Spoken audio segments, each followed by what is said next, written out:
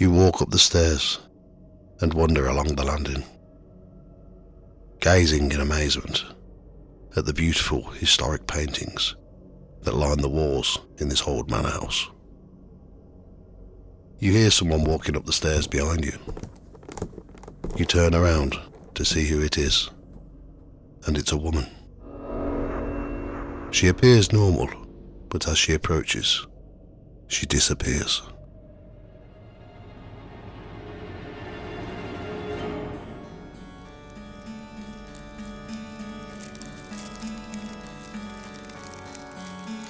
Welcome to Ghost Tales by the Fireside.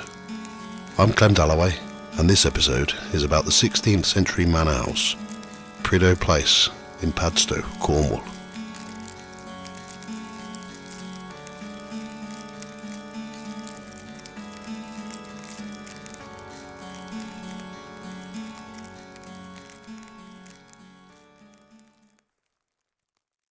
Prideaux Place is a Grade 1 listed Elizabethan manor house in Padstow, Cornwall. In 981, Padstow and its Benedictine monastery was attacked by Vikings, which left the monastery in ruins. It's thought that the monks left for the mainland and settled at Bodmin. Around 1100, a new church was built on the same site as the monastery, and was rebuilt in 1425. The land was acquired by the Prideaux family in the 16th century, after it was taken from the Augustinian monks during Henry VIII's dissolution of the monasteries in 1539. In 1592, Nicholas Prideaux had completed building a fine manor house on the site of the old monastery. The origin of the Prideaux family go back to the Norman conquest of 1066, when they were recorded as lords of the manor of Prideaux Castle in Luxullian, and have been seated at Prideaux Place in Padstow for 400 years. During the English Civil War, the family were supporters of Oliver Cromwell, but just before Charles II was restored to the throne, Elizabeth Prideaux married William Morris of Warrington, Secretary of State to Charles II, which secured a royal pardon. The pardon is now on display in Prideaux Place. During the 18th and 19th centuries, the house underwent some modernisation for those times, but has still kept its Elizabethan architecture. The house was inherited in 1988 by Peter Prideaux Brune from his father John. Peter and his wife Elizabeth started a huge restoration project that is ongoing. The house is open to the public with the exception of the north wing. It still remains the same as it did when the 121st Engineer Combat Battalion of the American Army marched from Prideaux Place to take up its role in the D-Day landings of World War II. Prideaux Place has a reputation as one of Britain's most haunted houses, and has had many ghost sightings. Many people have reported seeing a little boy in the kitchen.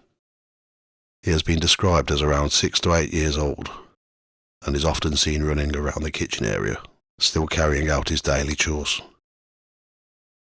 It's said that sometimes he's not seen, but the temperature suddenly drops, and a cold breeze speeds around the kitchen. One day, when the owner of the house was in the kitchen, he saw the little boy and followed him into the larder. But by the time he got there, the little boy had disappeared. The ghost of a woman wearing a green dress has been seen many times on the stairs and on the second floor landing. One day, an electrician was carrying out some work on the second floor when he saw the lady in green.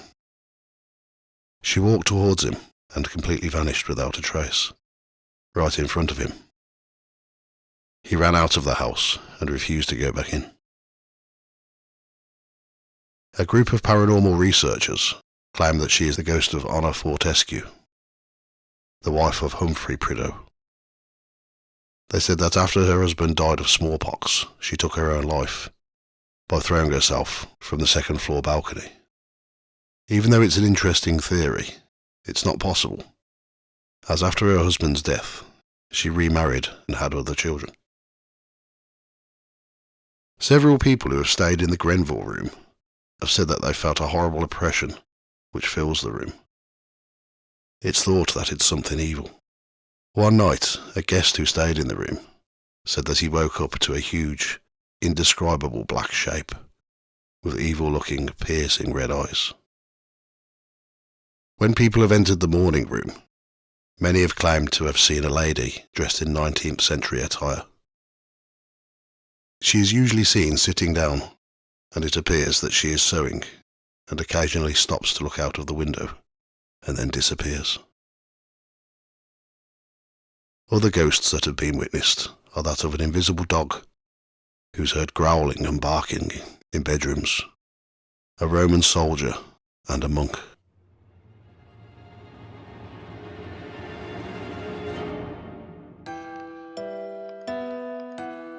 Thank you for listening to Ghost Tales by the Fireside.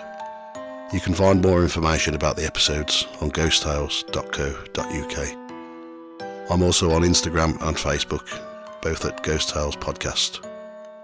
All writing, research, music, production and sound effects are my own work.